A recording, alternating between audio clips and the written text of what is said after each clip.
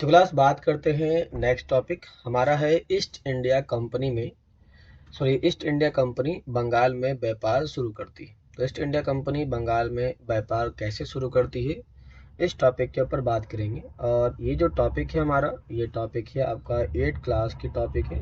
Chapter आपका है 2। तो आइए देखते हैं इसमें कहता है क्या। कहता है पहली इंग्लिश फैक्ट्री 1651 में हुगली नदी के किनारे शुरू की गई। अब आपको पता है कि यहाँ पर जो पहली ब्रिटिश ईस्ट इंडिया कंपनी, इसे बोलते हैं इंग्लिश फैक्ट्री बोलते हैं, ये जो हुगली नदी पे बनाया गया था। ये हुगली नदी किससे जुड़ी हुई थी? ये गंगा की एक सहायक नदी थी, जिसके ऊपर 1651 में ब्रिटिश ईस्ट इंडिया कंपनी के द्वारा अपनी कंपनी को चालू किया गया था। इन व्यापारियों को उस जमाने में फैक्टर क्या कहा गया था? फैक्टर कहा गया था। इस फैक्ट्री में वेयर हाउस था। वेयर हाउस समझते हो क्या होता है? जहाँ पर हम कई सारे सामानों को इकट्ठा करके रखते हैं, उन्हें वेयर हाउस कहते हैं। जहाँ से निर्यात होने वाले, निर्यात मतलब होता है एक जगह से दूसरी जगह सामान को भेजना, निर्यात कहलाता है। इसको समझने के लिए आप समझ सकते हैं कि ए से बी पॉइंट तक यदि सामान को यहाँ से यहाँ पहुँचाना है, तो यहाँ से यहाँ पहुँचाना ही क्या कहलाएगा? निर्यात कहलाएगा। क्या कहलाएगा? निर्यात कहलाता है। तो कहता है यहाँ पर निर्यात होने वाली चीज़ों को जमा किया जाता था, और यहीं पर उसके दफ्तर थे जिनमें कंपनी के अफसर बैठते थे। जैसे जैसे व्यापार फैला, कंपनी ने सौदागरों और व्यापारियों को फैक्ट्री के आसपास आकर बसने के लिए प्रेरित किया। अब ए पॉइंट पर आपकी जो फैक्ट्री है वो बस चुकी है। तो यदि आपकी फैक्ट्री आ चुकी है तो आपको पता ही है कि फैक्ट्री को चाहिए कच्चा माल चाहिए। तो कच्चा माल आसपास के लोगों से खरीद लिया करती थी। इसलिए लोगों को कहा कि आप अपने छोटे मोटे दुकान यहाँ पर ला करके स्थापित करें, और इसको प्रमोट किया गया। ब्रिटिश ईस्ट इंडिया कंपनी के द्वारा ऐसा किया गया। अगला इसमें कहता है कि 1696 1696 तक कंपनी ने इस आबादी के चारों तरफ एक किला बनाना शुरू कर दिया था। अब यहाँ पर ये काम किया गया कि यदि आपको पता है कि यहाँ पर ए नाम का एक कोई कंपनी जो ब्रिटिश ईस्ट इंडिया के द्वारा खोला गया था 1651 में। अब इसके चारों और उन्होंने क्या कर दिया? तो किलेबंदी कर दी। किलेबंदी मतलब होता है एक बहुत ऊंची ऊंची दीवारों को स्थापित कर देना होता है। कहता 2 साल बाद उसने मुगल अफसरों को रिश्वत देकर 3 गांव की जमींदारी भी खरीद ली। जमींदारी खरीद लेना मतलब ये कंपनी है, और कंपनी के आसपास 3 गांव है। 3 गांव, 1, 2 और 3 गांव। तो 3 गांव से जितना भी यहाँ पर जमींदारी मिलती है, मतलब यहाँ से जो रेवेन्यू, जो कर मिलता है, जिन्हें हम कहते हैं टैक्स, जो मिलता है, उस टैक्स की जिम्मेदारी भी ब्रिटिश ईस्ट इंडिया कंपनी को मिल गई। इनमें से एक गांव, कोई भी एक गांव ले लेते हैं, जिसका नाम था कालीकाता था। कालीकाता, जो बाद में कलकत्ता बन गया और अब इसे कोलकाता कहा जाता है। कंपनी ने मुगल सम्राट औरंगजेब को इस बात के लिए भी तैयार कर लिया कि वह कंपनी को बिना शुल्क चुकाए व्यापार करने का फरमान जारी कर दे। फरमान का मतलब होता है आदेश, शाही आदेश। क्या होता है? शाही आदेश।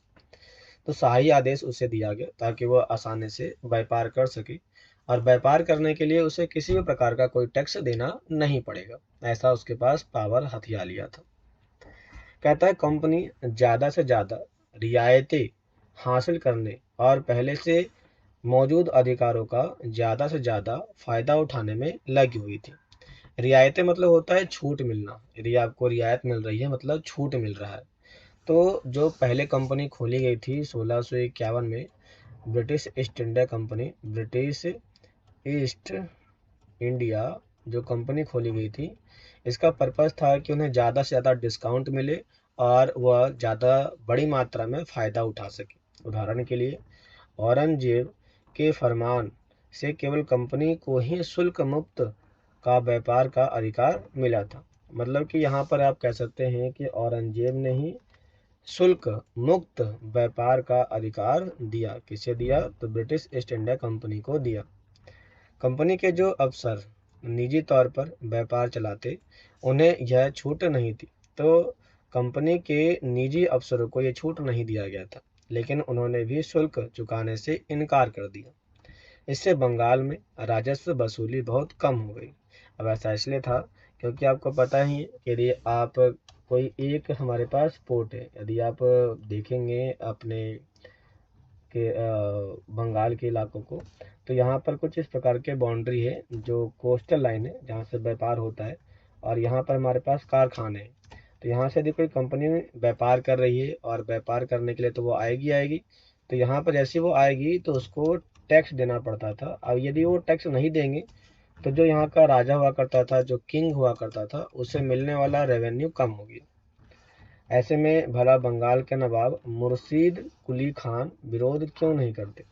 तो इस समय जब व्यापार हो रहा था तो उस समय यहाँ के जो नवाब थे, बंगाल के नवाब, तो बंगाल के नवाब का नाम क्या था, मुर्शीद कुली खान था। क्या नाम था, मुर्शीद कुली खान। उन्होंने विरोध करना चालू कर दिया।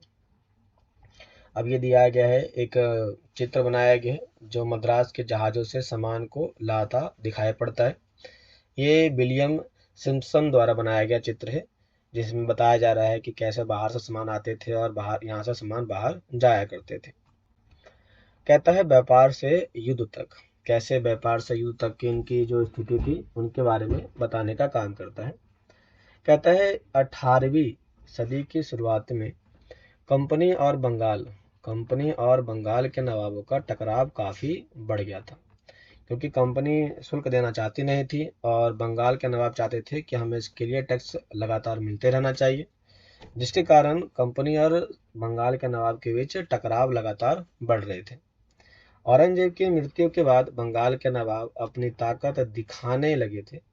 उस समय दूसरी क्षेत्रीय ताकतों की स्थिति भी कुछ ऐसी ही थी। उनको लग रहा था कि अब हम आज़ाद हो चुके हैं और अब हम अकेले इस साम्राज्य का शासन चला सकते हैं। तब मुर्शीद कुली खान के बाद अली वर्दी खान और उसके बाद सिराजुद्दौला बंगाल के नवाब बने। तो यहाँ पर ध्यान देना कि यहाँ पर एक के बाद एक लगातार बंगाल के नवाब बनाए जा रहे थे ब्रिटिश ईस्ट इंडिया कंपनी के द्वारा। तो पहला कौन था, पहला था मुर्शीद कुली खान था। मैं इसको हाईलाइट बदल देता हूँ ताकि समझ में आ सके पहले आपको। पहला था मुर्शीद कुली खान था। उसके बाद कौन बनता है, अली वर्दी खान बनता है। उसके बाद सिराजुद्दौला बनता है। ये ऐसे लोग थे जो बंगाल के नवाब के तौर पर बनते हैं। ये सभी के सभी जो शासक थे वो शक्तिशाली थे। उन्होंने कंपनी को रियायतें देने से मना कर दिया। रियायतें मतलब अभी मैंने आपको बताया था, छूट देने से मना कर दिया। व्यापार का अधिकार देने के बदले कंपनी से नजराने मांगे।